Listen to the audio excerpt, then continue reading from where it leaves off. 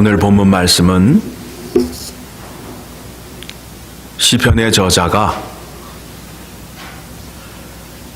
이스라엘에게 임하였던 하나님의 놀라운 은혜와 기적을 생각하면서 하나님을 찬양하고 있습니다. 이스라엘 백성이라면 당연히 하나님을 찬양할 수밖에 없다라는 것입니다. 우리 편에 계시지 아니하였더라면 1절, 2절에 반복을 하고 있습니다.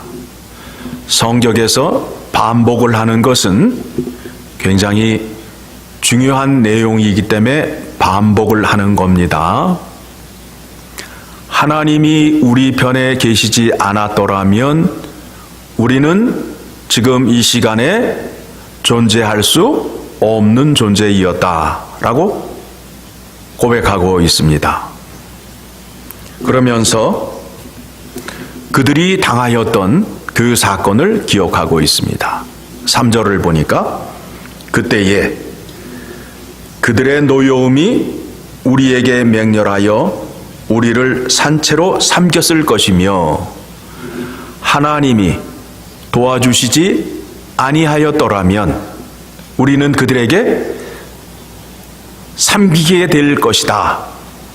4절 그때에 물이 우리를 휩쓸어 시내가 우리 영혼을 삼켰을 것이며, 지금 이 적군이 이스라엘을 침략한 것을 마치 물이 잠기는 것과 같은, 우리가 알고 있는 쓰나미와 같은 현상으로 말씀을 표현하고 있습니다. 5절입니다. 그때에 넘치는 물이 우리 영혼을 삼켰을 것이라 할 것이로다. 그러면 그 물로 인하여 우리는 죽었을 것이다. 우리는 지금까지 존재하지 않았을 것이다. 라고 고백을 하고 있습니다. 그때에 어느 때를 말하죠? 하나님께서 이스라엘 나라를 지켜주시고 그 백성들을 사랑하였을 때, 하나님은 늘 택한 백성을 사랑합니다. 그런데 특별한 때가 있다는 거예요. 위기를 맞았을 때 하나님의 도움의 손길이 그들에게 임함으로 인하여 오늘 우리가 이렇게 존재하고 있다라는 것입니다. 여러분, 하나님의 은혜가 얼마나 큰지 뒤를 돌아다 보면 알 수 있어요. 나된 것은 하나님의 은혜로다. 내가 지나온 모든 순간순간을 하나님께서 함께 해주시고 붙잡아 주시고 위기 때 보호해 주심으로 인하여 내가 오늘 이 시간에 와 있다라는 고백이에요. 우리의 삶 속에서도 이와 같은 간증이 많이 있죠? 성경의 사건 가운데서 한 사건을 여러분들에게 소개해 드립니다. 가나안 군대가 철병거, 지금으로 말하면 중무장한 탱크 900대를 앞세워서 이스라엘 나라를 공격하고 있습니다. 이스라엘 나라에서는 드보라 선지자 그리고 바락이라는 사람이 지도자가 되어서 농사 짓던 사람 10,000명을 데리고 나아가서 전쟁을 하게 됩니다. 누가 이길까요? 여러분 생각에는 누가 이길 것 같아요?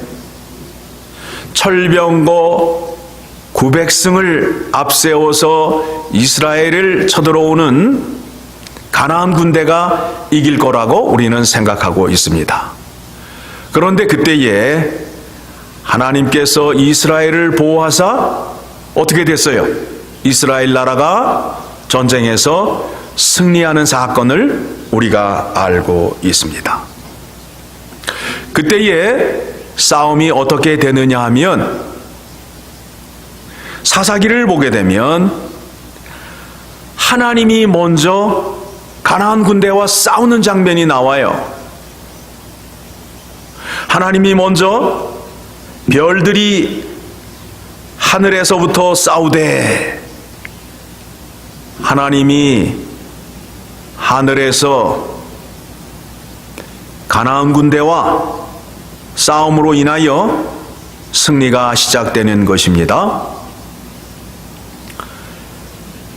가나안 군대가 철병거 900승을 가지고 묵깃도 평야에 모이게 되었습니다. 그리고 그곳에 바락을 중심으로 한 10,000명의 군사가 싸움을 하게 되었습니다. 그런데 그때에 하나님께서 어떻게 역사하셨느냐 하면 갈멜산 옆에 기손강이 흐르는데 기손강을 범람하게 했어요. 그러니까 이 평야에 물이 스며들게 됨으로 인하여 그 땅이 어떻게 되었을까요? 마차가 굴러갈 수 없는 진흙밭으로 변해버리고 말았어요. 가나안 군대는 혼란을 맞이하게 되었어요. 그렇지요? 그리고 하늘에서 소리가 납니다. 별들이 싸워요. 천둥 번개가 쳐요. 우레소리가 들려요. 가나안 군대가 놀라서 철병거를 버리고 이제 도망을 가기 시작합니다. 그러니 그들이 어느 나와야 돼요? 길 가로 나와야 되잖아요. 그때에 가나안 군대가 진흙밭에서 올라오는 사람들을 칼로 다 죽였다는 내용이 됩니다. 그리고 그 군대를 이끌었던 군대 장관 시스라를 나약한 여인이 말뚝으로 머리를 박아서 죽였던 사건을 성경은 증거하고 있습니다. 일반적인 생각, 상식적인 생각으로는 당연히 가나안 군대 철병거 900승을 가진 가나안 나라가 승리할 수밖에 없음을 알고 있지만 하늘에서 하나님이 먼저 그 싸움을 시작하심으로 인하여 결국의 승리가 이스라엘에게 돌아가고 말았던 것입니다. 그때를 생각하면서 시편의 기자가 찬양을 하고 있습니다. 그러므로 인해서 우리의 영혼이 사냥꾼의 올무에서 벗어난 새같이 되었나니 올무가 끊어짐으로 우리가 벗어났도다. 그러니 어떻게 해야 되겠어요? 우리를 구원해 주신 하나님을 찬양하여야 되겠지요. 그러면서 결론에 가서 우리의 도움은 천지를 지으신 여호와의 이름에 있도다 라고 말씀하고 있습니다. 오늘날 예수 그리스도를 믿기가 참 어려워요. 옛날처럼 하늘을 동원하여 이적과 기적을 보여주시고 땅을 가르시고 놀라운 일들이 많이 일어나게 되면 믿기가 쉬울 터인데 요즘은 그런 현상도 일어나지 아니하고 하나님의 은혜가 특별히 없는 것 같고 라는 생각이 들므로 인하여 자꾸 믿음이 힘이 없어지고 좌절해 가는 거예요. 그런데 오늘날 우리에게 하나님의 능력이 어떻게 임하느냐 하면 여러분, 요즘 세상은 어떤 세상입니까? 모든 것이 거짓으로 뒤덮여 있는 세상이에요. 세상은 이제 마음만 먹으면 얼마든지 속일 수 있는 세상이 되었어요. 더 이상 언론이나 TV 또 사람들의 말을 믿을 수 없는 세상이 되었어요. 거짓이에요. 거짓이 넘치는 세상이 되었다고요. 그것뿐만 아니라 하나님의 말씀을 전하는 설교자의 그 설교의 내용 가운데에 이단의 내용이 얼마나 많은지 몰라요. 이단의 내용은 결국 어떻게 돼요? 생명의 자리로 갑니까? 사망의 자리로 가게 합니까? 사망의 자리로 가게 하지요. 오늘날 하나님의 놀라운 역사가 어떻게 임하느냐 하면 여러분들이 하나님의 말씀을 온전히 듣고 그 말씀을 지킴으로 인하여 거짓과 속임수에 넘어가지 않는 그 상태로 서 있는 것이 하나님의 은혜요, 하나님의 능력이라는 거예요. 세상 사람들이 우리를 와서 우리를 속이려 한다 할지라도 우리가 그 속임수에 넘어가지 아니하고 물질이 나를 유혹한다 할지라도 그 물질 앞에 머리 숙이지 아니하는 그 믿음을 가진 것이 하나님의 능력이라는 거예요. 그것이 내 힘으로 될까요? 그렇지 않아요. 하나님의 능력이 임하여야 그와 같은 믿음과 신앙생활을 할 수 있다라는 것입니다. 즉 내가 하나님의 말씀을 온전히 지킴으로 인하여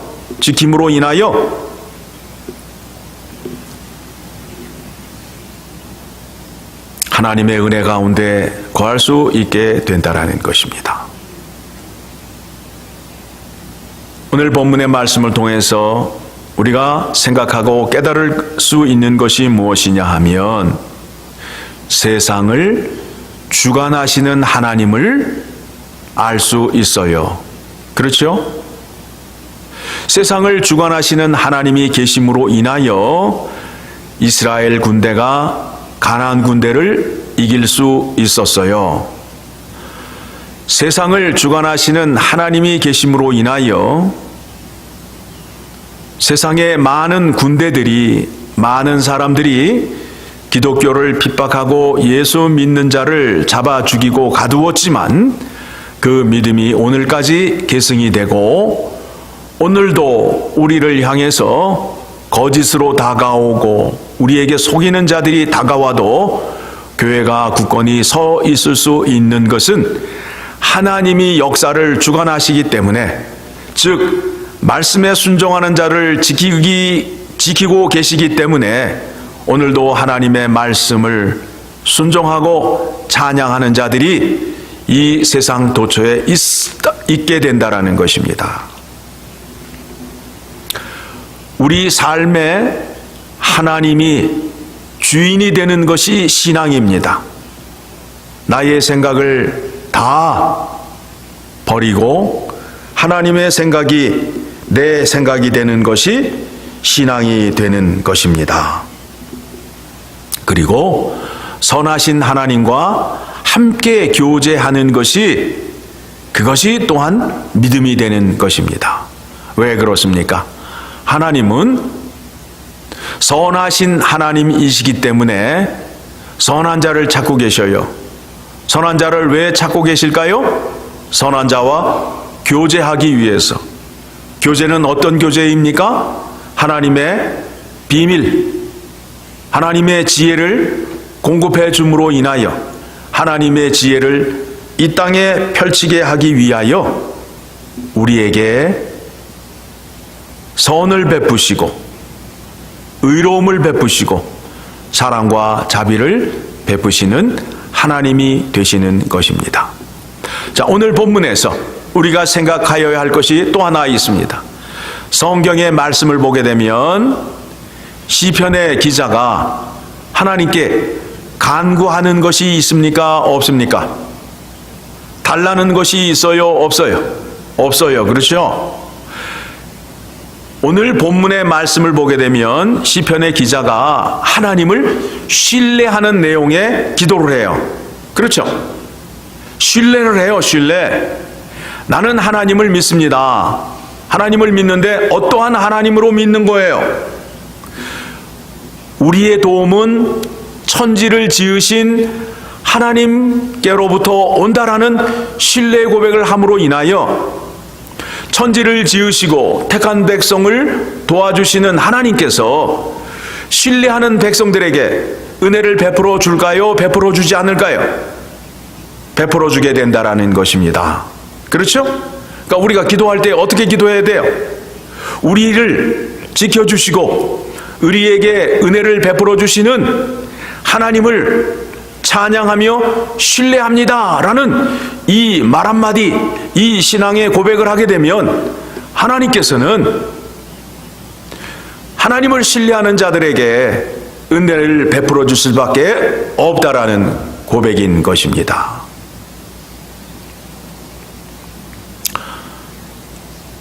하나님은 예수 그리스도를 통하여 우리에게 은혜를 베풀어 주십니다. 예수 그리스도 안에 들어가 있게 되면 하나님과 화목의 관계가 유지가 되고 화평을 누릴 수 있게 된다라는 것입니다.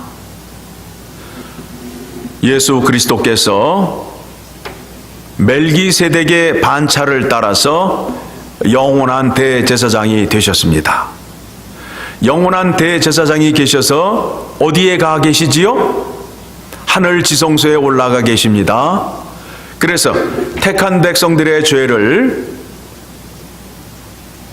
용서하시기 위하여 영원한 대제사장이 되셔서 그 죄 사함을 받기 위해서 늘 아버지 앞에 우리의 죄 용서에 간구를 하시는 거예요. 그래서 중보자가 되시는 거예요.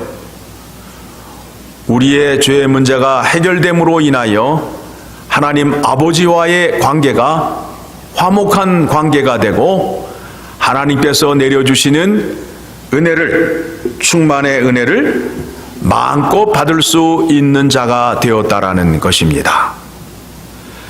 우리가 구원을 얻고 죄사함을 받고 평화를 누리고 충만한 은혜를 누리기 위해서는 누구를 찾아야 돼요? 예수 그리스도를 찾아야 돼요. 예수 그리스도가 어디에 계시죠? 하나님 보좌 우편에 영원한 대제사장으로 계심으로 인하여 우리의 모든 것을 다 주관해 주신다라는 것입니다. 그래서 우리의 문제를 하나님 아버지 앞에 들고 나가기 위해서는 누구를 찾아야 돼요? 예수 그리스도를 찾아야 돼요. 그러면 예수 그리스도께서 우리의 모든 문제를 해결해 주실까요? 해결해 주시지 않을까요? 해결해 주신다라는 것입니다. 모든 은혜의 근원이 누구예요? 하나님 아버지잖아요. 그렇죠?